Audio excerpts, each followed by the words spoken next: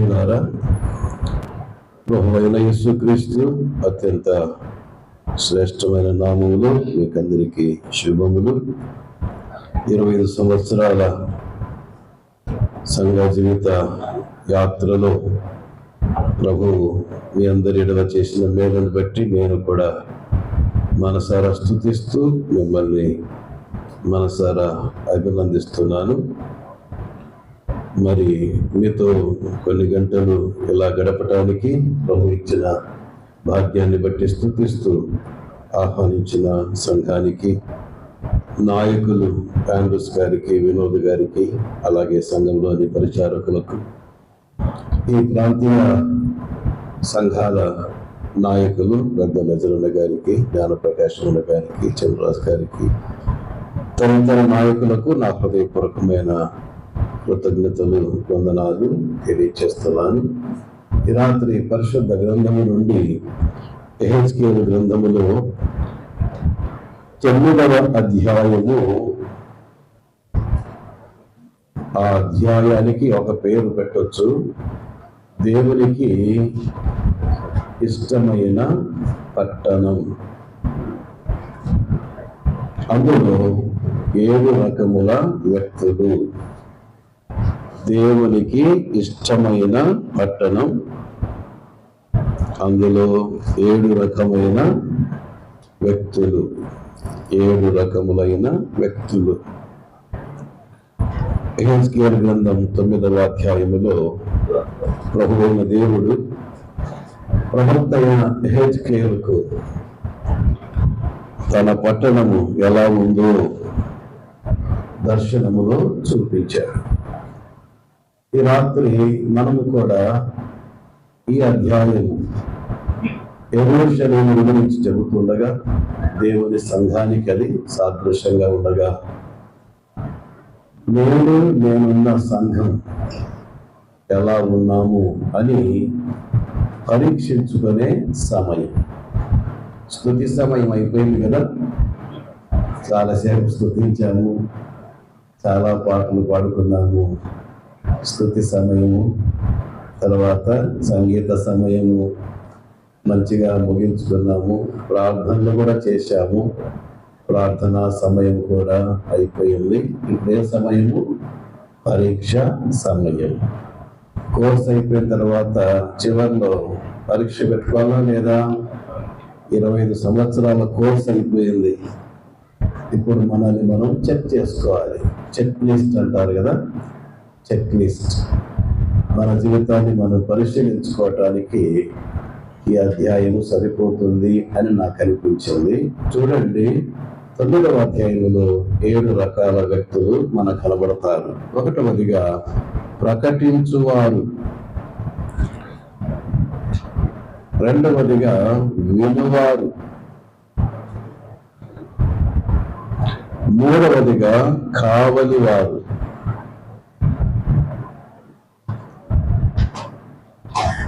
4వదిగా సిరాబుడ్డి కలవాడు, సిరాబుడ్డి కలవాడు, 5వది ప్రలాపించువాడు,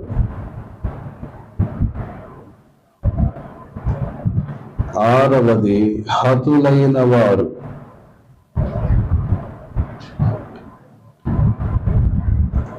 7వది పెద్దలు. ప్రార్థన చేద్దాం. గొప్ప తండ్రి, 25 సంవత్సరాలుగా పాచిగుంట క్రిస్టియన్ అసెంబ్లీని కాచి కాపాడినందుకు కృతజ్ఞతలు. మీరు చేసిన ఉపకారాలు తలపోసుకొని మీ గానం ఆలపించుటకు, స్తోత్రించుటకు, ముందుల కాలం కొరకై ప్రార్థించుటకు, మేము సభలో చేరి ఘనపరచుటకు సహాయం చేశారు. మీకు వందనాలు. పరలోకము నుండి యెహెజ్కేలు ప్రవక్త ద్వారా మీ పట్టణాన్ని మీరు దర్శనంలో చూపించారు. మీకు ఇష్టమైన పట్టణం ఎలా ఉందో చూసుకోండి అన్నట్టుగా ఈ మధ్యాహ్న కాలం వేళ, ఈ రాత్రి వేళ మేమంతా మీరు మాకు ఇచ్చిన వ్యక్తిగత జీవితాలు, కుటుంబ జీవితాలు, సంఘ జీవితాలు, సేవా జీవితాలను ఈ కొలబద్దల ద్వారా మేము పరీక్షించుకున్నటకు ఎలా ఉన్నామో, ఎలా ఉండాలో, ఎలా ఉండకూడదో కొన్ని విషయాలు నేర్చుకుని ముందున్న కాలంలో పరిశ్రేష్టమైన సేవ మీరు చేయగలందులకై మమ్మల్ని దర్శించుదురని, మీరు ఇచ్చిన అభిప్రాయమైన నన్ను మీరే బలపరిచి మాట్లాడుదురని, చేసిన ఎల్లన్నిటికై కృతజ్ఞతలు వందనాలు చెల్లిస్తూ ప్రభువైన యేసుక్రీస్తు వారి అతి శ్రేష్టమైన నామములో స్తుతులు చెల్లించి ప్రార్థించి వేడుకొనుచున్నాము తండ్రి. ఆమేన్. ప్రియులారా, దేవుని పట్టణములో 7 రకాల వ్యక్తులను చూద్దాం. దేవుని పట్టణము అనగా సంఘమునకు సాదృశ్యం. అందులో 7 రకాల వ్యక్తుల్లో మొదటి రకం వ్యక్తులని చెప్తున్నాం మనం. ప్రకటించువారు. చూడండి 9వ అధ్యాయం 1వ వచనములో, మరియు నేను చెవులార వినున్నట్లు ఆయన గట్టిగా ఈ మాటలు ప్రకటించెను. ఇక్కడ ప్రకటించింది ఎవరో కాదు, సాక్షాత్తు దేవుడే. కాబట్టి సంఘము, దేవుని పట్టణము అనగా చాలా ప్రాముఖ్యమైన వారు సంఘములో ఎవరయ్యా అంటే సంఘానికి ప్రకటించేవారు, బోధించేవారు.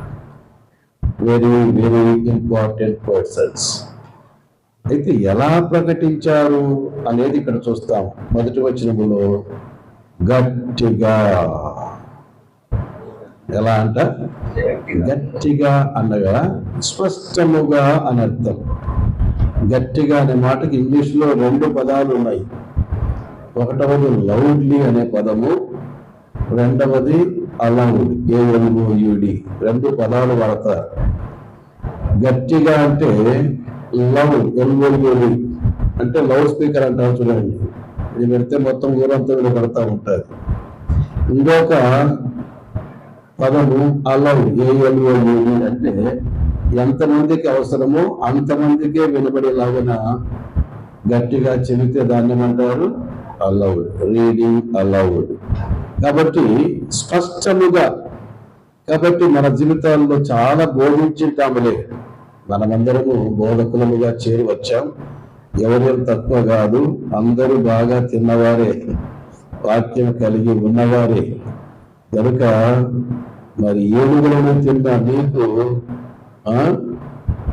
ఈగలు తిన్న నేనేం చెప్పగలను? కాబట్టి మనమంతా బాగా ఎదిగిన వారమే. నెహెమ్యా గ్రంథములో మరి స్పష్టముగా అనే పదం.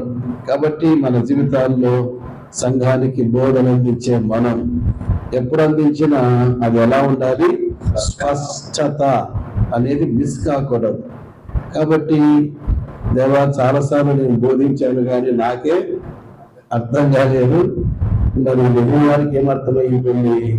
కనుక నాకు నేర్పయ్యా అనాలి. నెహెమ్యా గ్రంథం 8వ అధ్యాయం 8వ అధ్యాయం 8వ వచనం. ఇటువంటి వారు దేవుని గ్రంథమును స్పష్టముగా చదివి వినిపించి జనులు బాగుగా గ్రహించున్నట్లు. కాబట్టి 25 సంవత్సరాలుగా మనం బోధించుకుంటున్నాం. ప్రజలు ఎంత గ్రహించారు అనే ఇవాల్యుయేషన్, మూల్యాంకనం జరిగిందా? ఎంత నేర్చుకున్నారు గ్రంథములో? పరిశుద్ధ గ్రంథములో ఎన్ని పాఠాలు సంఘ బిడ్డలు నేర్చుకున్నారు? బాగుగా గ్రహించున్నట్లు దానికి ఏం చెప్పాలి? అర్థము చెప్పిన భాష్యం, ఇంటర్ప్రిటేషన్. కనుక బోధించువారు నంబర్ 1 స్పష్టముగా, నంబర్ 2 బాగుగా గ్రహించున్నట్లు, నంబర్ 3 అర్థము చెప్పాలి, నంబర్ 4 అలా చెబుతుండగా నిజంగా సందేశం అలా వెళ్ళిపోతుండగా రిఫ్లెక్షన్ ఎలా ఉంటుంది? 9వ వచనం. జనులందరూ ధర్మశాస్త్ర గ్రంథపు మాటలు విని నవ్వటం మొదలు పెట్టగా. అంతేనా? చూసారా బైబిల్? కొరకు వింటున్నారా? ఏముంది అక్కడ? ఏడవ మొదలు పెట్టగా. దేవుడి ప్రజల్లో నిజమైన రివైవల్, ఉజ్జీవం రావాలి అంటే ఈ ఏడుపులు కావాలండి. విన్న తర్వాత అరే ఏంటి నా బ్రతుకు ఇలా ఉంది అని ఆలోచనలో పడి అంగలార్చాల. వారు పొడవని పేదల ప్రసంగం విని పొడవని ఏమన్నారు చెప్పండి సహోదరులారా, మేమేం చేయాలి ఇప్పుడు? we want to get saved, మేము రక్షణ పొందాలి, ఏం చేయాలి అనే ప్రశ్నతో ముందుకు వస్తున్నారు. అలాగా మనలో స్పందన కలుగుతుందా మన సందేశాల ద్వారా? కనుక గుర్తుపెట్టుకుందాం, ఏడుగా మొదలు పెట్టగా ఎంత మంచి స్పందన. అలాంటి ఉద్యమం మన సందేశాల ద్వారా సంఘానికి అందించగలుగుతున్నామా? కొలస్సీ పత్రికలో ఒక మాట చాలా హార్ట్ టచింగ్ గా అనిపిస్తుంది, హృదయాన్ని తాకినట్టుగా. ఎప్పుడైనా ఇలాంటి బోధకులుగా మనము బోధించామా అనే ప్రశ్న మనకు బాగా ఎదురు పడుతుంది. కొలస్సీ పత్రిక 1వ అధ్యాయం 28వ వచనం 28. ప్రతి మనుష్యుని, ఆ మాట అండర్లైన్ చేయాల. 25 సంవత్సరాలుగా మనము సంఘానికి బోధిస్తున్నా, పొరుగు సంఘాలకు బోధిస్తున్నా, బహుశా అనేక రాష్ట్రాలకు, ప్రపంచానికి కూడా సందేశానికి తీసుకుని వెళ్తున్నాం. Very good. ప్రాముఖ్యంగా మన స్థానిక సంఘానికి ప్రతి మనుష్యుని క్రీస్తునందు ఏం చేయాలి? సంపూర్ణునిగా చేయాలి. కాబట్టి మన ప్రసంగాల ద్వారా ఎంతమంది సంపూర్ణతలోనికి ఎదిగారు? ఆయన నిలబెట్టబడినది సమస్త విధములైన జ్ఞానముతో బోధించే మనము ఎంత జ్ఞానాన్ని సంపాదించి ఎంత జ్ఞానాన్ని మనం ప్రజలకు అందించగలిగాము? ప్రశ్నించుకుందాం. ప్రసంగం ఏమి కాదు, నేను ప్రతి మనుషునికి బుద్ధి చెప్పచ్చు. ఇక్కడ ఆగాలి. ప్రతి మనుషుడిగా. ఒక సంఘటన అడిగాను, అయ్యా మీ సంఘంలో ఎంతమంది ఉంటారు అంటే అంటున్నాడు. ఎంతసేపు అంటావట్ల అని. పురుషులు ఎంతమంది ఉంటారు, స్త్రీలు ఎంతమంది ఉంటారు, సండే స్కూల్ పిల్లలు ఎంతమంది ఉంటారు అంటే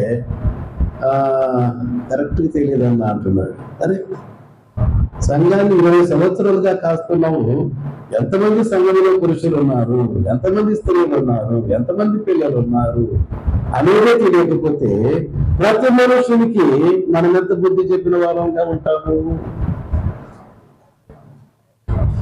ప్రతి మనుష్యునికి బోధించుచు ఆయనను ప్రకటించుచున్నాము. ఇక్కడ మనం బాగా ఫెయిల్ అయిపోతున్నాం. సంఘానికి బోధిస్తున్నాము కానీ ఒక్కొక్కరి ఆత్మీయ అవసరత ఎరిగి ఎప్పుడైనా కౌన్సిలింగ్ ఇస్తున్నామా? ఎవరు ఎలా ఉన్నారు, ఎవరి పరిస్థితులు ఎలా ఉన్నాయో ఇండివిజువల్ కేర్ అంటారు. ఎవరి పరిస్థితులు ఎలా ఉన్నాయో ప్రియులారా, ఒక మాట ప్రకటించువారు. ఒకసారి నేను కాలేజీలో టీచ్ చేస్తుండగా మొదటి లైన్లో ఒక అమ్మాయి డల్గా కూర్చుంది. వారం రోజులు అట్లే కనబడతా ఉంది. బోర్డు మీద రాసింది రాయదు, చెప్పింది చదవదు, సరిగా అసైన్మెంట్ సబ్మిట్ చేయదు. నేను ఆఫీస్కి పిలిచి, పాప వారం రోజులుగా చూస్తున్నాను, ఏంటి నేను అసలు రాయవు, చదవవు, టయానికి రావు, పరధ్యానంలో ఉంటావు అని అడిగితే ఆ పాప, సార్ నాకు ఈ డిగ్రీ అంటేనే ఇష్టం లేదు సార్,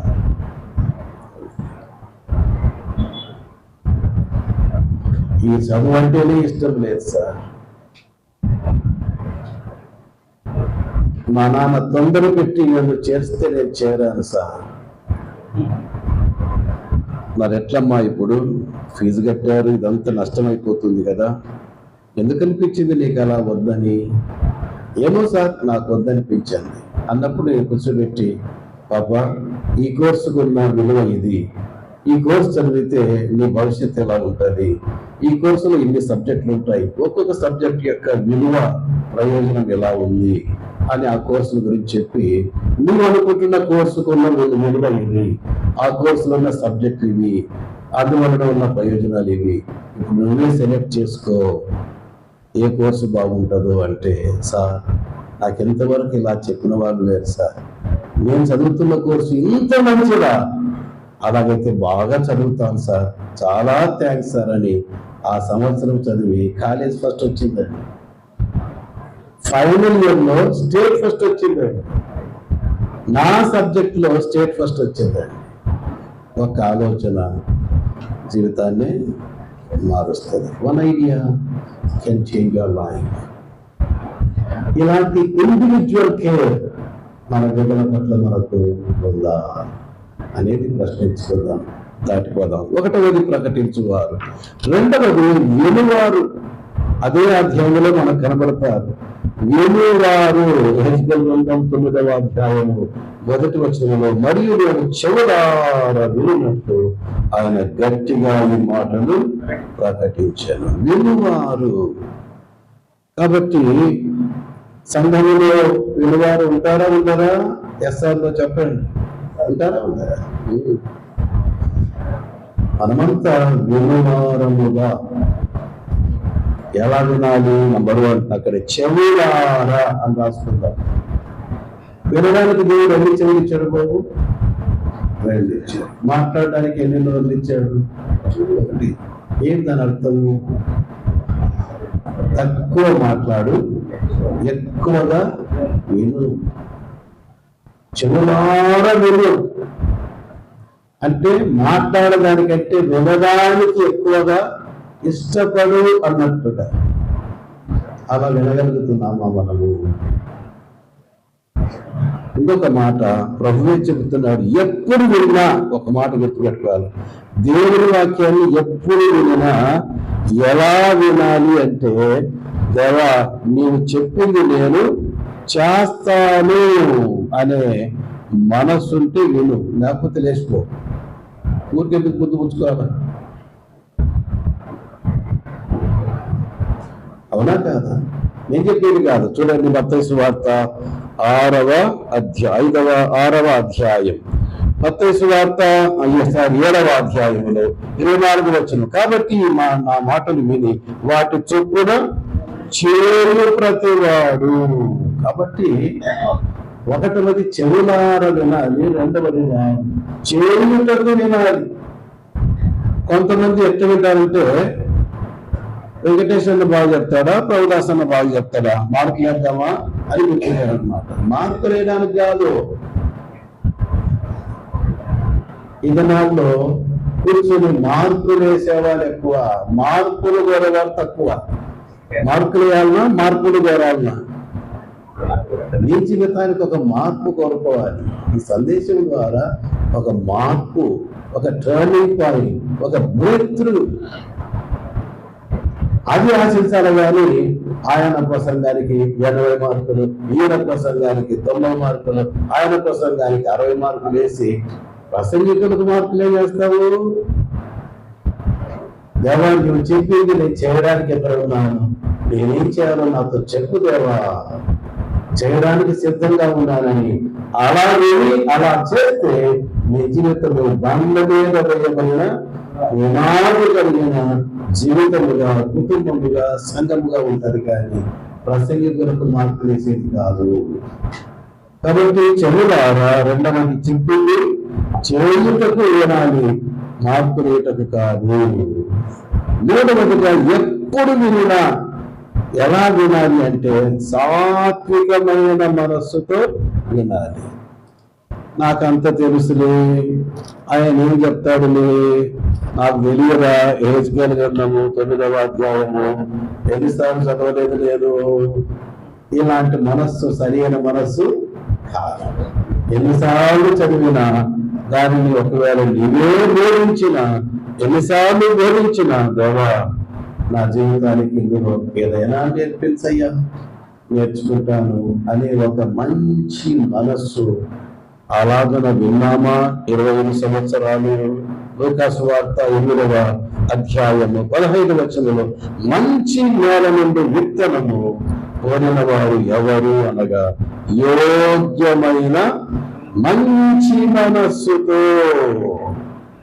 వాక్యము విని దానిని అవలంబించి ఓపికతో ఫలించువారు. విన్నారా? యోగ్యమైన మంచి మనస్సుకు మరొక సువార్తలో భాష్యం ఏమిటంటే సాత్వికమైన మనస్సుతో, మెత్తని మనస్సుతో. ఎలా వింటున్నాము దేవుని వాక్యము? ఎలా వింటున్నాము? చాలాసార్లు నాకంత తెలుసులే అన్నట్టుగా వింటాము, ఖాళీ హృదయాలతోనే వెళ్ళిపోతాం. అవునా కాదు? ఒకసారి యవనస్తుడు తన ఇంటికి వచ్చాడు, స్నానం చేద్దామని గోరులు పడుతుంటే ఒక్క చుక్క నీళ్ళు రాలేదు. ఆకాశం చూశాడు, చూస్తే మేఘాలు ఫుల్గా ఉన్నాయి. ఈ రాత్రి వాన పడుతుంది కదా, తెల్లవారు లోపల మరి మంచి వాన పడుతుంది అని బకెట ఆ దోణారం కింద పెట్టేసి తన రూములో పడుకున్నాడు. తెల్లవారిన తర్వాత బయటకు వచ్చి చూస్తే విస్తారమైన వాన పడింది. చెరువులు ఉన్నాయి, కాలువలు ఉన్నాయి, కుంటలు ఉన్నాయి, పట్టణమంతా తడిచిపోయింది. నా బకెట్లో కూడా నీళ్లు ఉంటాయని వెళ్ళి చూశాడు. చూస్తే ఒక్క చుక్క నీళ్ళు లేవు. ఎందుకు లేవు తెలిసిన? బకెట్ పెట్టాడు కానీ, దోణారం కిందనే పెట్టాడు కానీ బోరు నుంచి పెట్టాడు.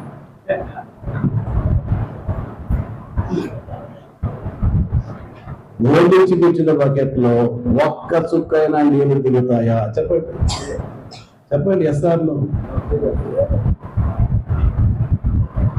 గ్రామమంతా నీళ్లతో నిండిపోయింది, తన బకెట్ మాత్రము చెప్పండి కాదు. ఈరోజు వాక్యముతో అనేక మంది తడిసిపోతున్నారు, జిల్లెత్తబడుతున్నారు. కొందరి హృదయాలు మాత్రమే ఎండిపోతున్నాయి. కానీ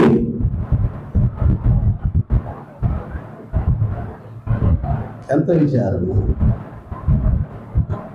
రిసీవింగ్ మైండ్, గరిగడి మనస్సు లేక వాక్యాన్ని ఎలా వింటున్నాము? నా వయస్సు 64 సంవత్సరాలు. ఇప్పటికే నాకు 13 డిగ్రీలు ఉన్నాయి. ఎన్ని డిగ్రీలు? 13 డిగ్రీలు ఉన్నాయి. 3 బ్యాచులర్ డిగ్రీలు ఉన్నాయి, 6 మాస్టర్ డిగ్రీలు ఉన్నాయి, 2 పీజీ డిప్లొమాలు ఉన్నాయి, 2 పిహెచ్డీలు ఉన్నాయి. అయినా దేవా నాకు వాక్యం తగినంత తెలియదు అని మొన్న సెలవు పెట్టుకొని 2 నెలలు జీవితము నష్టం మీద సెలవు పెట్టుకుని వెళ్ళి హైదరాబాద్లో కూర్చొని డాలస్ థియలాజికల్ సెమినరీ వాళ్ళు టీచ్ చేస్తున్నారంటే 2 నెలల జీతము ఖర్చైనా పర్వాలేదు, వాక్యాన్ని బాగా నేర్చుకోవాలని చేరితే ఆ క్లాస్ అంతట్లో ఓల్డెస్ట్ పర్సన్ నేనే. పెద్ద వయస్సు నాదే. వినండి, 2 మాసాలు వాక్యం నేర్చుకోవడానికి వెళ్ళాను. నమ్మండి, ఒక్క క్లాసు కూడా లేట్గా వెళ్ళలేదు. అప్పటికే నాకు 34 సంవత్సరాల టీచింగ్ ఎక్స్పీరియన్స్ ఉంది. కేజీ టు పీజీ టీచ్ చేశారు.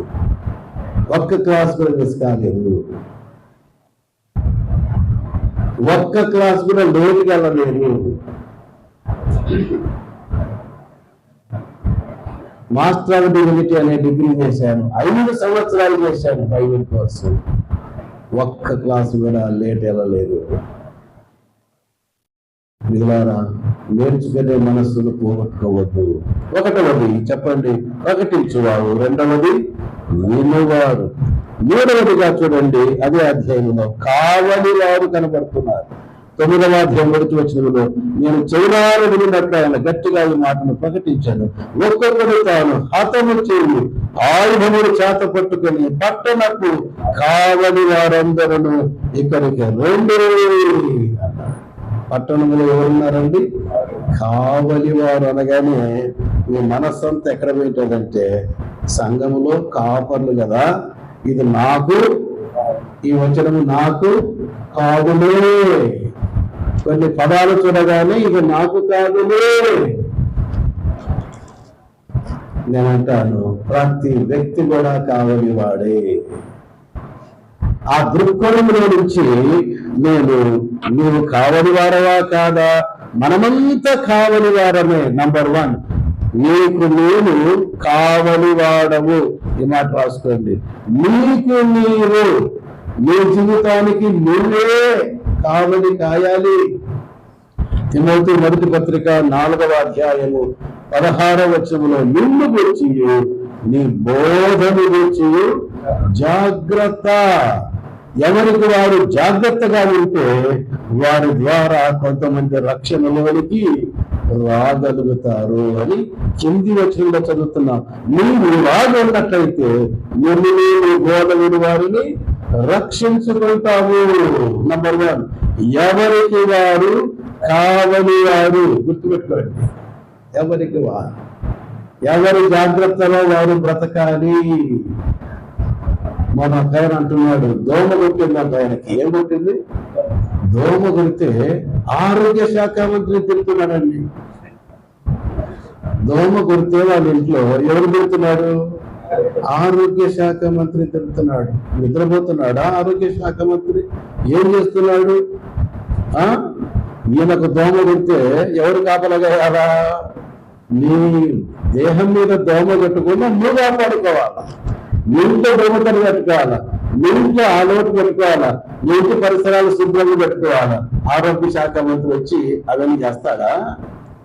ఏం మాట్లాడుతున్నావు నీవు? నీ బతుకు పాడైపోతుంటే ఎవరు వాళ్ళందుకు?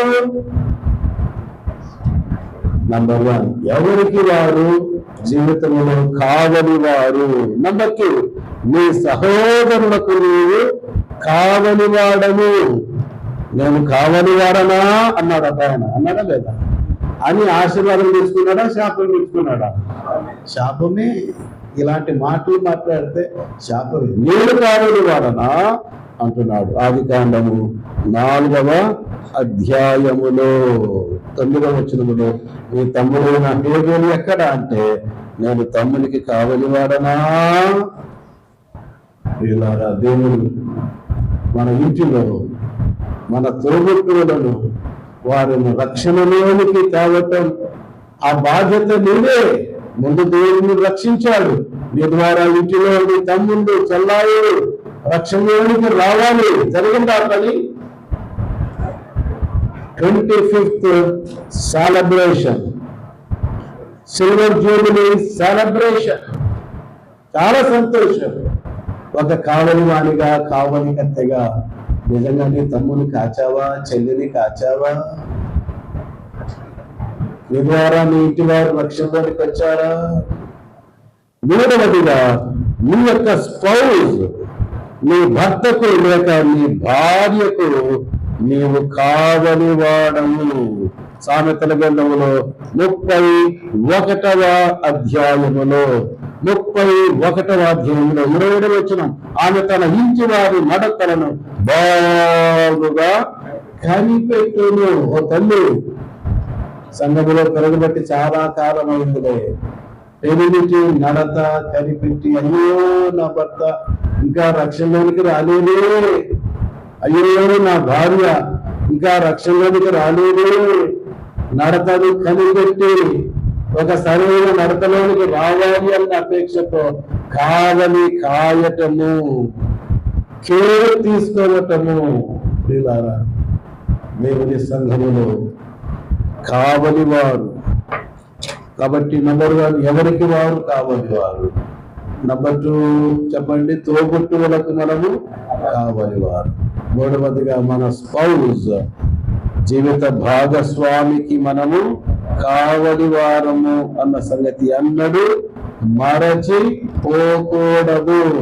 అలాగే మన బిడ్డలకు మనము కావలి వారము. యోబు గ్రంథం 1వ అధ్యాయంలో ప్రతిరోజు ఒక తండ్రిగా యోబు గారు తన బిడ్డలు 10 మంది బిడ్డల కొరకై ఎంత కాపలానో 1వ అధ్యాయము 5వ వచనములో, వారి ముందు దినములు పూర్తి కాగా యోబు తన కుమారులు పాపము చేసి తమ హృదయంలో దేవుని దూషించినేమో,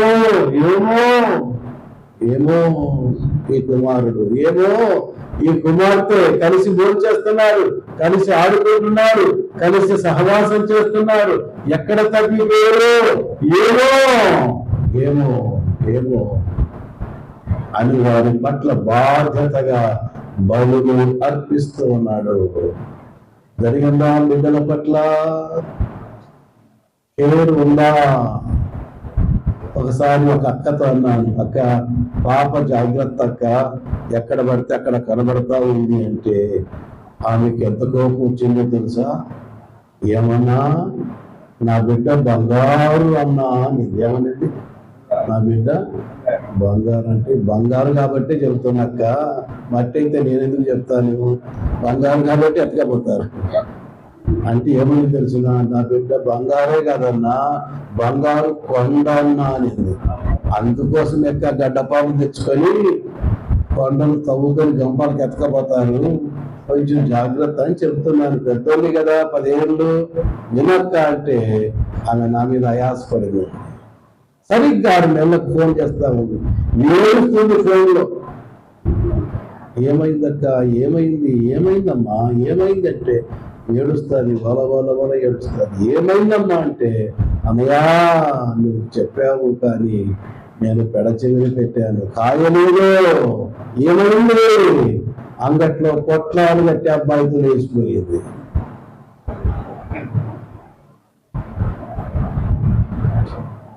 అన్నయ్యా ఒకే కూతురు కదా, 3 అంతస్తుల మేడ కట్టించాను, 1 కోటి రూపాయలు ఎత్తి పెట్టానయ్యా చదువుల కోసం. పిల్ల 8th క్లాస్ ఫెయిల్ అయిన వాళ్ళతో అంగట్లో పొట్లాలు కట్టే వాళ్ళతో లేచిపోయిందన్నయ్యా. గుర్తుపెట్టుకో, కాపలా కాయకపోతే కొంపలు కొల్లోళ్ళు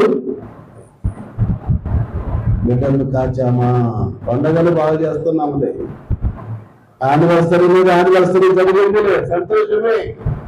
మన బిడ్డల రక్షణ కొరకై బలులు అర్పించి కాపలా కాల్చిన ఆనవాళ్ళు ఉన్నాయా? ప్రియులారా, మన కుటుంబానికి మనమే కావలి వారము, అలాగే మన సంఘానికి మనమే కావలి వారము. అపొస్తలుల కార్యములు 20వ అధ్యాయములో పౌలు చెబుతున్నాడు, పెద్దలారా, నాయకులారా, సంఘంలోనికి జొరబడతాయి, తోడేళ్ళు జొరబడతాయి, గొర్రెలు ఎత్తుకెళ్ళిపోతాయి. అపొస్తలుల కార్యములు 20వ అధ్యాయము 28. దేవుడు తన స్వరక్తమిచ్చి సంపాదించిన తన సంఘమును కాయుటకు పరిశుద్ధాత్మ మిమ్మల్ని దేవుని ముందు అక్షరక్షణగా ఉంచను. ఆ యావత్తు మందిని గురించి నీ మట్టుకు మిమ్మల్ని గురించి జాగ్రత్త జాగ్రత్త కావలా కాయండి. తోడేళ్ళు జొరబడి గొర్రెలు ఎత్తుకెళ్ళిపోకుండా మందను కాయండి, మందను కాయండి. సంఘ నాయకులుగా కాచామా? గొర్రెలన్నీ ఉన్నాయా? తోడేల నోట పడి చాలా గొర్రెలు వెళ్ళిపోయినాయేమో బహుశా. ఈ రాత్రి ప్రభు అడుగుతున్నాడు, ఆ గొర్రెలు ఏమీ అంటున్నాడు. ప్రియులారా, 1వదిగా ప్రకటించువారు చెప్పండి, 2వదిగా వినువారు, 3వదిగా చెప్పండి కావలి వారు. అయ్యా నన్ను కావలి కత్తెగా కావలి వాడిగా పెట్టావు, కానీ 20 సంవత్సరాలు మీరు సరిగా చెప్పాలా, సరిగా కాయలేదు. నన్ను మన్నించయ్యా, ఒక మంచి కావలి కత్తెగా నన్ను చెయ్యి, ఒక మంచి కాపరిగా నన్ను వాడుకోయేసయ్యా అని స్వపరీక్ష చేసుకుని ప్రభువుకు మనల్ని అప్పగించుకునే దినం సిల్వర్ జూబ్లీ డే అంటే అది దాని అర్థం. ప్రియులారా, కావలి వారు. తర్వాత 4వదిగా శిరాబుద్ధి కలవాడు. చూడండి 9వ అధ్యాయము 2వ వచనం. అంతలో ఒక్కొక్కడు తాను అతని చేయి ఆయుధములు చేతబట్టుకుని ఉత్తర దిక్కునున్న పైగడుల మార్గముగా 6 మనుష్యులు వచ్చుతుని వారి మధ్య ఒకడు అవిసనార బట్ట ధరించుకొని నడుమునకు లేకకుని శిరాబుద్ధి కట్టుకొని ఉండెను. శిరాబుద్ధి కలవాడు 4వ రకపు వ్యక్తి. వినండి, ఎవరయ్యా ఈ వ్యక్తి అంటే బ్రాకెట్ లో రాసుకోండి, గుర్తించి గుర్తు లేనివాడు. చెప్పండి అందరూ ఒకసారి, గుర్తించి గుర్తులేనివాడు. ఒక ప్రశ్న వేసుకుందామా? సంఘములో ఒక్కొక్క వ్యక్తిని నువ్వు గుర్తించావా? గుర్తించి ఈ వ్యక్తి ఇలాంటి వ్యక్తి అని ఒక గుర్తు వేయాలి. శిరాభివృద్ధి కట్టుకున్న వాని యొక్క పని ఏమిటంటే గుర్తించి గుర్తు వేయాలి. పరిశుద్ధ గ్రంథములో అపోస్తల కార్యములో ఒక ఆయన గుర్తించాడు, ఈ అబ్బాయి నాకంటే బాగా చెప్పాలి, నాకంటే బాగా వాక్యము చెబుతాడు కాబట్టి ఈ వ్యక్తిని తొక్కేయాలా అనుకోలే. మనం ఏం చేస్తాం చెప్పండి? నాకంటే వీళ్ళని బాగా చెప్తాను అనుకోండి, ఎప్పుడు తొక్కుదామా అనేది మంచి మనసా చెడ్డ మనసా? ఇప్పుడు ఎక్కువ ఏ మనస్సు నడుస్తుంది? చెడ్డ మనస్సు. కానీ బండగా మనస్సు అటువంటిది కాదు. గుర్తించాడు ఒక అబ్బాయిని. ఎవరు అబ్బాయి? ఎవరా యవనస్తుడు? నాకంటే బాగా చెబుతాడు కాబట్టి తీసుకుని వెళ్ళి ఆ సంఘానికి పరిచయం చేస్తే, ఆ సంఘంలో నేను ఆయన ఇద్దరం కలిసి వాక్యం చెబితే ఆ సంఘం ఎంతో జీవించబడుతుందని అపోస్తల కార్యములు 11వ అధ్యాయములో ఆ సహోదరుని గుర్తించి ఆ వ్యక్తి మంచి ప్రసంగికుడు అని గుర్తు వేసి సేవలో వాడుకున్నందుకు అంత్యోక్య సంఘానికి మేలు కలిగిందా కీడు కలిగిందా? చెప్పాలా? మేలు కలిగిందా కీడు కలిగిందా? ఎంతో మేలు కలిగి సంఘము స్థిరపడింది. అపోస్తల కార్యములు 11వ అధ్యాయం 20వ వచనం. అంత అతడు పౌరుల వరకు తార్సులకు వెళ్ళి అతనిని కనుగొని అంత్యోక్యకు తీసుకొని వచ్చి తోడుకొని వచ్చాను. వారు కలిసి 1 సంవత్సరం అంతయు సంఘములో నుండి బహుజనములకు వాక్యములు బోధించగా అక్కడ ఉన్నటువంటి శిష్యులను అన్ని ఏమంటున్నారండి? క్రీస్తును కోరిన వారు అంతగా మారిపోయారన్నమాట. స్నేహితులారా, ఇలాంటి గుర్తింపు ఇవ్వగలమా మనము? అలాగన సంఘములో గుర్తించామా? ఎవరు ఏ పనికి సరిపోతారు అని గుర్తించాలి. మా సంఘంలో ఒకసారి ఒక యవనస్తుడు, చిన్న యవనస్తుడు, అట్లా చిన్నగా ఉంటాడు. ఒకసారి బల్ల దగ్గర మాట్లాడినానా అన్నాను. ఎంత బాగా మాట్లాడినాడు తెలుసా? అరే రే రే రే ఎంత వరం ఉంది అబ్బాయికి అని. అప్పుడప్పుడు ఫైవ్ మెసేజ్ మాట్లాడు బాబు అంటే ఎంత చక్కగా మాట్లాడాడో. అలా మా సంఘములో గుర్తించి గుర్తు వేయగా ఇవాళ మా సంఘంలో నాకంటే బాగా వాకింగ్ చెప్పేవాళ్ళు పురుషులు 7 మంది ఉన్నారండి. పురుషులు ఎంతమంది ఉన్నారు? 7 మంది. గుర్తించామా? హైదరాబాద్ లో ఒక సంఘానికి వెళ్ళానండి. మన సంఘమే చాలా పెద్ద సంఘం. నేను అడిగాను, మీ సంఘంలో వాక్యం చెప్పేవారు ఎంతమంది ఉన్నారంటే 5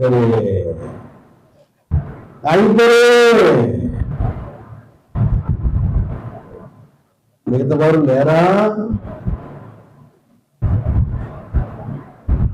కొన్ని సంఘాల్లో ఇప్పటికీ, మన సంఘాల్లో కూడా మొదటి ప్రార్థన చెప్పండి ఆయనే, తర్వాత 3 పాటలు చెప్పండి, శుద్ధి నిలించడము ఆయనే, బల్ల దగ్గర ఆయనే, బల్ల వర్తమానం అంతా సిఎస్ఐ పాస్టర్ మాదిరి అన్నమాట.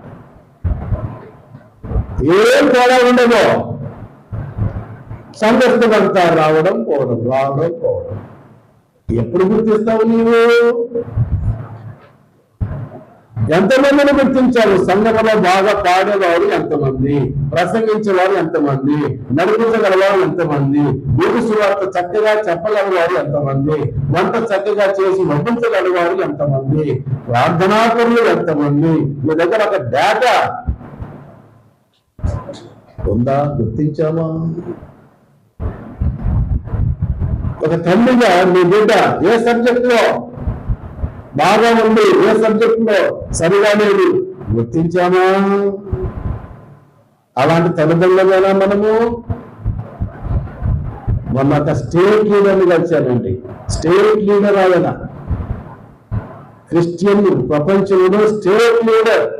ఆయనతో మాట్లాడుతున్నాను. అయ్యా, మీ పెద్ద అబ్బాయి ఏం చదువుతున్నాడు అని అడిగానండి. ఏమన్నాడు తెలుసా? 8వ తరగతి అండి అన్నాడు. ఇంత లోపల ఆ పిల్లడు పరిగెత్తుకుంటూ దగ్గరికి వచ్చాడు. వచ్చి ఏంటి డాడీ అంకుల్కి చెప్తున్నావంటే, నువ్వు 8th క్లాస్ చదువుతున్నావని చెప్తున్నావు నాయన అన్నాడు. వాడు ఉంది డాడీ నువ్వు నిద్రపోతున్నావా? 8th క్లాస్ ఎప్పుడో అయిపోయింది, ఇప్పుడు 9th క్లాస్ అయిపోతుంది అన్నాడు వాడు. అంటే తన కొడుకు ఏ క్లాస్ చదివేది అర్థం కాకపోతే ఏ సబ్జెక్ట్ ఎలా ఉన్నాడు, అసలు కాలేజీకి వెళ్తున్నాడా లేదా? No care.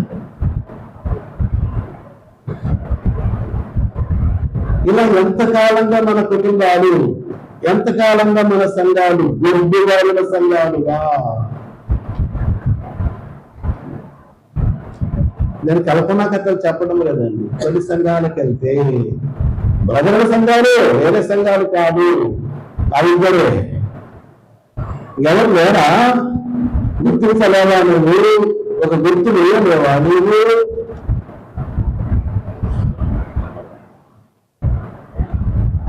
ఒకటే సమస్య, గుర్తించి గుర్తేస్తే నాకంటే రెచ్చిపోతాడేమో, నాకంటే గొప్పవాడైపోతాడేమో, నాకంటే గొప్ప ప్రసంగికుడు అయిపోతాడేమో,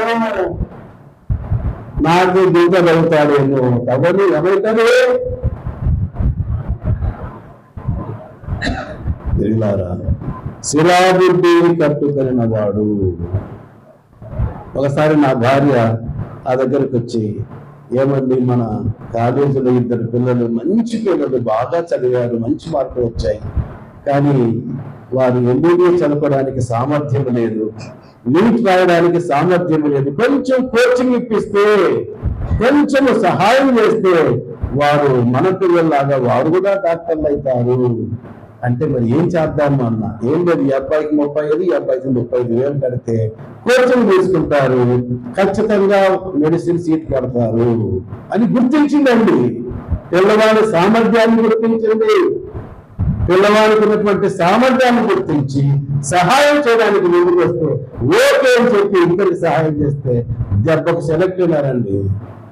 ఫ్రీ సీట్ వచ్చింది ఎంబీబీఎస్ లో. ఇప్పుడు ఎంబీబీఎస్ ఎండి ముగించి 2 డాక్టర్లు అయ్యారండి. చిన్న గుర్తించామని ఎప్పుడైనా సంఘంలో ఈ అబ్బాయి బాగా చదువుతాడు, ఈ అబ్బాయి ఇంగ్లీష్ లో బాగా రాణిస్తాడు, సహాయం చేస్తే ఇంగ్లీష్ ప్రొఫెసర్ అవుతాడు, సహాయం చేస్తే డాక్టర్ అవుతుంది, సహాయం చేస్తే నర్స్ అవుతుంది, సహాయం చేస్తే అబ్బాయి ఇంజనీర్ అవుతాడు. ఎప్పుడు గుర్తిస్తావు నువ్వు? శిలాబుద్ధి కట్టుకున్న వాడు ఆ పట్టణంలో ఒక పని మీద ఉన్నాడు. ఏమిటా పని చెప్పండి? గుర్తించి గుర్తు వేయటము. ఇక 5వ మాట చూడండి, ఎవరికి? ప్రలాపించువాడు. ఈ గుర్తించి గుర్తు వేయవాడు ఏం చేయాలి అంటే ఆ పట్టణంలో ప్రలాపించువారి నొసట గుర్తు వేయాలట. హెజ్కేలు గ్రంథం 9వ అధ్యాయంలో చూడండి 4వ వచనం.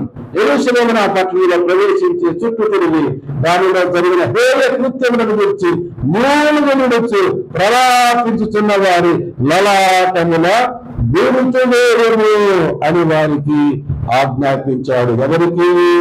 శిలాబుద్ధి కట్టుకున్న వారికి. గుర్తువేయి, గుర్తించి గుర్తువేయి. ఎవరికి వేయాలయ్యా ఇక్కడ అంటే ఈ భాగంలో ప్రలాపించువారు పట్టణంలో ఉన్నారు. పట్టణంలో పాపాత్ముల కొరకు, వారి విడుదల కొరకు, వారి రక్షణ కొరకు ప్రలాపించి మూర్ఖులుడే వారు పట్టణంలో ఉన్నారు. వారిని గుర్తించి వారి నొసట గుర్తువేయి. ఒక దినం వస్తాడు, నెమ్మది వస్తాడు, తన్నుకొనిపోతాడు, హతము చేసి తీసుకొని వెళ్ళిపోతాడు. ఆ సందర్భంగా ఈ 3 నిలుచు ప్రలాపించుతున్న వారిని ఏం చేస్తాను? కాపాడుకుంటాను అని ఆ పట్టణములో ప్రార్థనా పనులను గుర్తించండి అంటున్నారు. ప్రియులారా, ఒక ప్రశ్న వేయనా నేను? మనమున్న స్థానిక సంఘములో ఎంతమంది ప్రార్థనా పనులు ఉన్నారు చెప్పగలవా?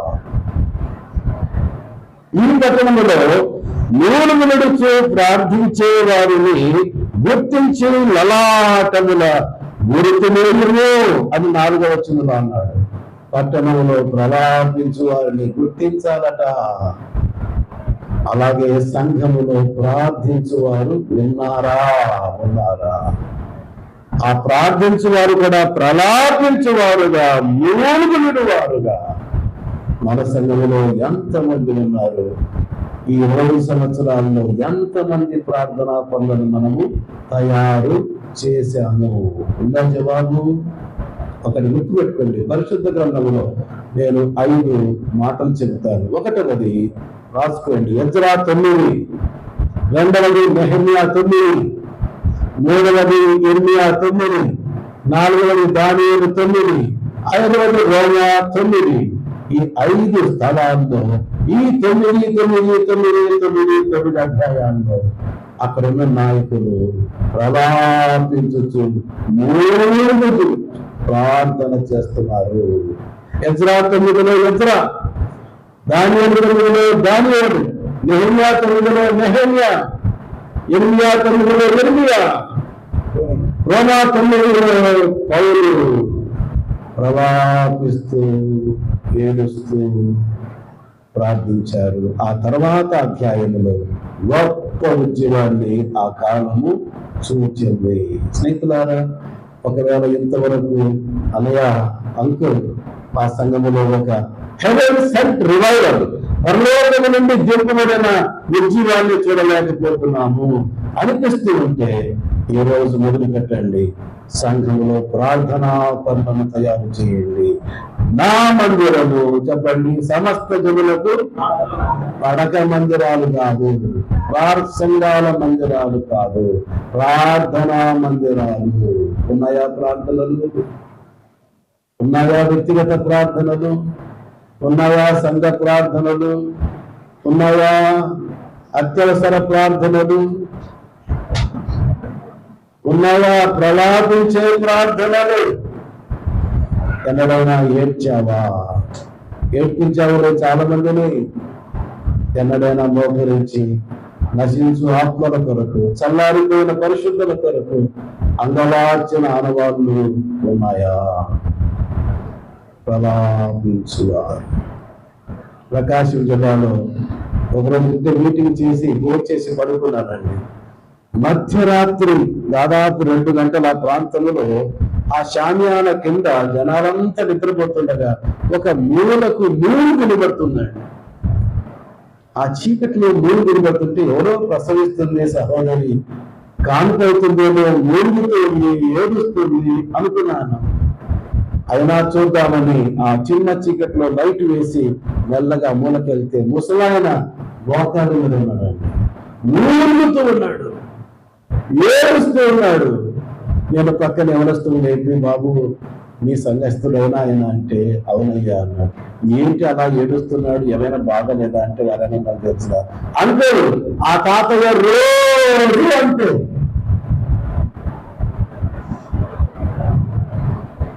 ఎందుకు అలా ఏడుస్తున్నాడు అంటే తాత, అది ఏడుపు కాదు అంకుల్, ప్రార్థన. అలా ఆ తాతయ్య ప్రార్థన కారణంగా ఈరోజు మా సంఘములో 400 మంది పరిశుద్ధులు ఉన్నారు. ఇలాంటి ప్రసంగికులు కాదు మా సంఘంలో అంతమంది ఉండడానికి కారణము ఆ ముసలాయన రోజు ప్రలాపించి చేసే ప్రార్థనలు అని అవనస్తులు అన్నప్పుడు ఎంత సవాలు అనిపించింది. ఎప్పుడైనా మన సంఘస్థులు అలా మన గురించి సాక్ష్యం చెప్పగలరా? అన్నయ్య మా సంఘం కోసం ఎంత ఏడుస్తాడు. ప్రలాపించువారు 5 రకాల వ్యక్తులను ఈ అధ్యాయంలో మనం చూచాము. 6వది హతులైన వారు. 5వ వచనం, నేను వినుచున్నగా వారికి ఇలాగ సెలవిచ్చాను, నెల్లూరు పట్టణములో వారి వెంట పోయి నా పరిశుద్ధ స్థలం దగ్గర మొదలుపెట్టి కటాక్షమైనను కనికరమైనను లేకుండా అందరినీ హతము చేయుడి. యెరూషలేం పట్టణం మీదికి వధ, మహానాశనం, హత్య జరగబోతుంది. దేవుడు తేటగా ప్రవక్తకు చూపిస్తున్నాడు, ప్రవచింప చేస్తున్నాడు. హతులైన వారు పట్టణంలో కుప్పలుగా ఎందుకయ్యా ఎంత హతము చేయబడ్డావు అడిగితే అక్కడే కారణం చెప్పబడతా ఉంది. 9వ వచనం చూడండి, ఆయన నాకు ఇలాగ సెలవిచ్చాను. దానికంటే ముందుగా అక్కడే చెప్పబడిన 5వ వచనములో వారు ఏం చేశారయ్యా అంటే 9వ వచనం, ఇశ్రాయేలు వారి యొక్క యూదా వారి యొక్క దోషము బహుఘోరముగా ఉన్నది. యెహోవా దేశమును విసర్జించనని ఆయన మమ్మను కానడని అనుకొని దేశమును హత్యతోను పట్టణమును తిరుగుబాటుతోను నింపి ఉన్నారు. ఇంకా దాని యొక్క వివరణ 8వ అధ్యాయంలో కనబడుతుంది. ఎందుకయ్యా వారు హతము చేయబడ్డారు అంటే దేవుని పేరు పెట్టుకొని సంఘంలో ఆరాధన చేస్తూ పాటలు పాడుతూ సేవంటూ చేస్తూ ఎలా బ్రతుకుతున్నారయ్యా అంటే 6వ వచనం చూడండి, నరపుత్రుడా వారు చేయి దానిని నీవు చూస్తున్నావు కదా, నా పరిశుద్ధ స్థలమును నేను విడిచిపోయినట్లుగా ఇశ్రాయేలుని ఇక్కడ అత్యధికమైన హేయ కృత్యములు చూచుతువా. ఈ తప్పు తిరుగుల వీటికంటే మరీ అధికమైన హేయ క్రియలు చూచటము. హతము చేయబడిన వారు ఎందుకు హతము చేయబడ్డారయ్యా అంటే వారిలో హేయ క్రియలు, అతి హేయమైన క్రియలు, అధికమైన హేయ క్రియలు వారిలో కనబడుతున్నాయట. ఈ మధ్యాహ్నం ఈ రాత్రి ఒక ప్రశ్న వేసుకుందాము. దేవుడి సంఘములు సభ్యులుగా, నాయకులుగా, పరిచారకులుగా ఉంటూ కూడా విడిచిపెట్టవలసిన వాటిని విడిచిపెట్టకుండా హేయ క్రియల. ఎంత విచారం అండి, ఎంత విచారం. హేయ క్రియలు, దుర్మార్గపు క్రియలు, రహస్య పాపాలు. గనుకనే పేతురు తేటగా భక్త కోటికి రాస్తున్నాడు, మొదటి పత్రిక 2వ అధ్యాయంలో, వీటిని మానేయండి. ఇక ఎన్నడూ మన జీవితంలో అటువంటివి కనబడకూడదు. పేతురు మొదటి పత్రిక 2వ అధ్యాయం, ప్రభు దయాళుడని మీరు రుచి చూచి ఉన్న ఎడలా సమస్తమైన దుష్టత్వమును, సమస్తమైన కపటమును, వేషధారమును, అసూయను, సమస్త దూషణ మాటలను తెలియాలండి మానండి. ప్రభు నమ్ముకున్నాము లేదు, తక్షణ ఎరుగుదలే. కానీ ఇంకా ఏంటివి? ఏమిటా దుష్టత్వము, ఏమిటా కపటము, ఏమిటా వేషధారణ, ఏమిటా అసూయ? మానలేదా? కొత్త సంవత్సరంలో ప్రవేశిస్తుండగా, అయ్యా 26వ సంవత్సరంలో ప్రవేశిస్తున్నాను, నా జీవితంలో ఇంతవరకు వీటిని మానలేవయ్యా, మానుకుంటాను అంటే నీ ఎంతగా బలపడతావో, వాక్యం అనే పాల వలన ఎంతగా ఎదుగుతావో వర్ణించలేము. లేకపోతే హతము చేయబడే పరిస్థితి ఉంది. ఎన్నిసార్లు గద్దించినాను, లోబడని వాడు చెప్పండి. మరి తిరిగి లేకుండా హఠాత్తుగా నాశనము తప్పదు.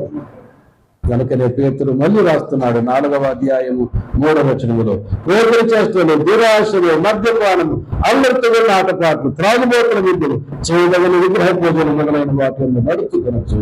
అన్యజనులు ఇష్టం నెరవేర్చుటకు గతించిన కాలమే చాలించండి, మానండి 2వ అధ్యాయంలో అన్నాడు. ఇక పాప జీవితాన్ని, హేయకృత్యాలను చాలించండి 4వ అధ్యాయంలో అంటుండగా, పౌలుడు కొలసీ పత్రిక 3వ అధ్యాయములో 8వ వచనములో కోపము, ఆగ్రహము, దుష్టత్వము, దూషణ, నీనాట బూతులు అను వీటన్నిటిని విసర్జించుడి అన్నాడు. వీళ్ళారా, హేయ క్రియలు, పాప సంబంధమైన క్రియలు మానండి. 2వది సాధించండి, 3వది విసర్జించండి అంటూ 3వ అధ్యాయం 5వ వచనంలో ఏమన్నాడు చూడండి, జారత్వమును, అపవిత్రతను, కామాతులతను, దురాశను, విగ్రహారాధన, ధనాపేక్షను చెప్పండి, చంపివేయండి. అమ్మా పాప వింటున్నారా? బాబు వింటున్నారా? చెప్పగలవా నీవు ఈ రాత్రి, ఇదిగో ఈ పాపాలను నేను చంపేశాను. పాపము పాము దేవుని గుర్తుపెట్టుకున్నా. ఇంట్లో అన్ని ఉన్నాయి, పాము కూడా జరుగుతూ ఉంది అనుకోండి, నెమ్మది ఉంటారా? బైబిల్ ఏం చెప్తుంది? దుష్టులకు నెమ్మది ఉండదా? పాడుతా ఉంటావు నువ్వు, ప్రసంగాలు కూడా బలే చేస్తావు, దంచి కట్టేస్తావు, కానీ బతుకుల నెమ్మది ఉండదు. ఎందుకు? రహస్య పాపం, హేయకృత్యాలు, దేవుని ప్రజల మధ్య అసూయలు, ద్వేషాలు. ఏం కుటుంబం ఆశీర్వదించబడుతుందండి? చదువులో తీర్చబడతావా? నేను బిడ్డలు రక్షణలోకి వస్తారా నీ జీవితాన్ని చూచి? సంఘానికి వాళ్ళ జీవులు కలుగుతుందా? భగవంతుడు పాపము పాము వంటిది. చిన్న పామునైనా పెద్ద కర్రతో కొట్టు, చంపు. ఒకవేళ చంపకపోతే అదే నీకు రోజు కాటు వేసి నిన్ను కాటుకి పంపిస్తుంది.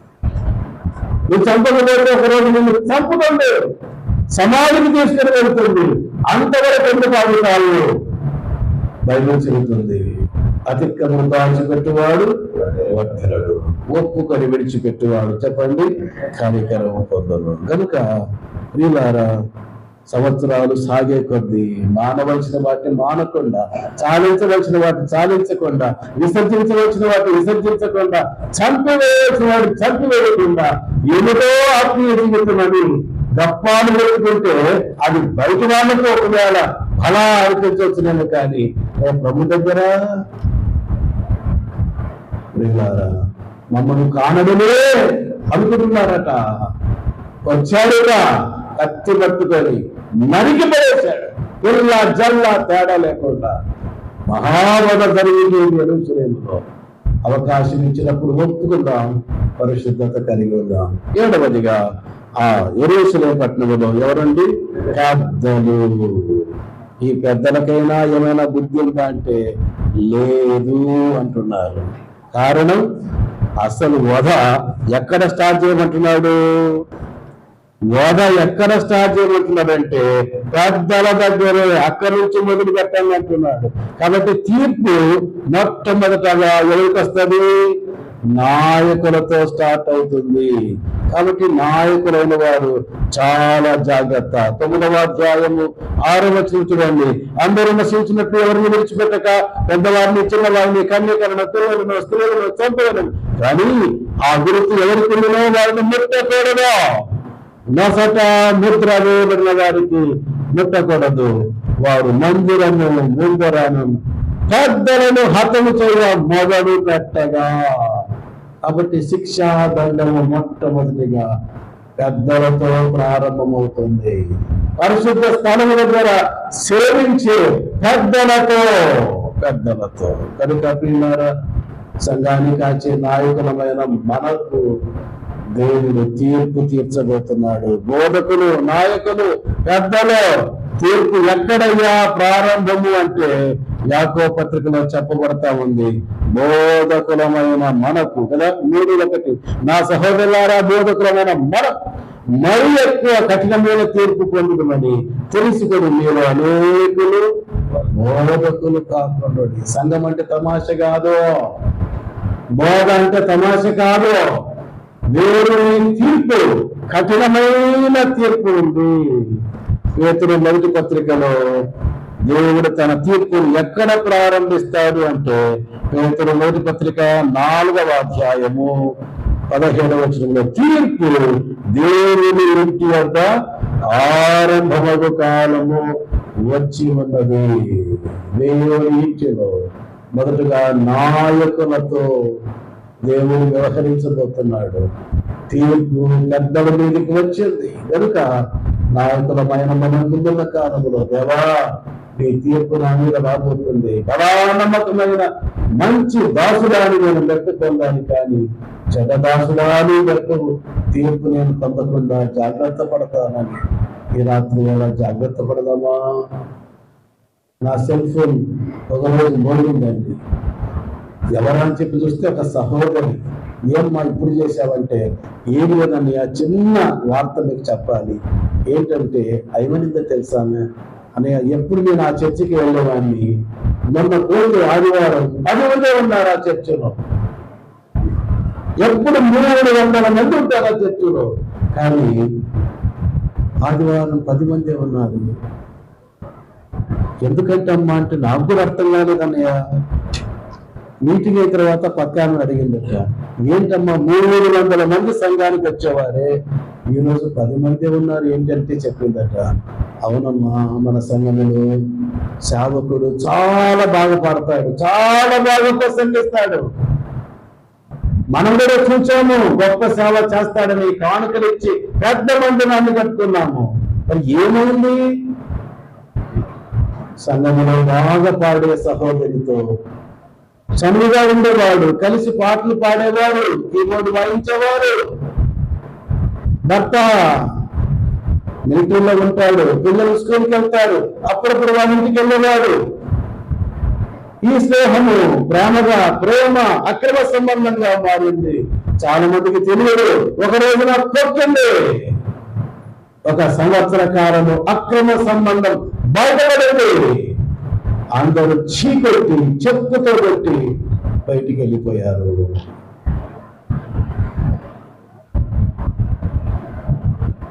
వీళ్ళారా పరిశుద్ధంగా జీవించి సేవించితే సన్మానాలు ఉంటాయి, ఘనత ఉంటుంది. బదులుగా పిచ్చి పిచ్చి వేషాలు వేసి సేవ చేస్తే ఇలాంటి అవమానాలు ఎదుర్కోవాల్సి వస్తుంది. దేవునికి ఎంతో అడుగు కలుగుతుంది. తల ఎక్కడ దాచుకుంటావు? కళ్ళు మూయండి, ప్రార్థన చేద్దాం. స్నేహితులారా, దేవుని పట్టణం పరిశుద్ధం, ఆయన సన్నిధి పరిశుద్ధం. గత 20 సంవత్సరాలుగా ఆయన కాపాడుతూ వచ్చాడు. దేవునికి స్తోత్రం. ఆయన కొలత కొలుస్తూ ఉన్నాడు. ప్రకటించువారు ఎలా ఉన్నారు అని ఆయన పరీక్షిస్తున్నాడు. వినువారు ఎలా వింటున్నారు అని ఆయన చెక్ చేస్తున్నాడు. కావలి వారు ఎలా కాపలా కాస్తున్నారు అనేది ఆయన తదేకంగా చూస్తున్నాడు.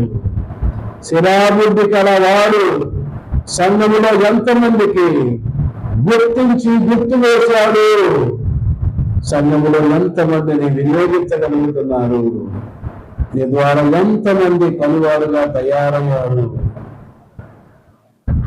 సంఘములో ప్రవర్తించువారు అని ప్రశ్నిస్తున్నాడు. నా మందిరము ప్రార్థనా మందిరము కానీ వ్యాపారకు దిల్లయిందే, దొంగల గుహగా మారిపోయిందే, ప్రార్థనా పనులు ఏరి, ప్రవర్తించేవారు ఏరి, మూడు వారు ఎక్కడ?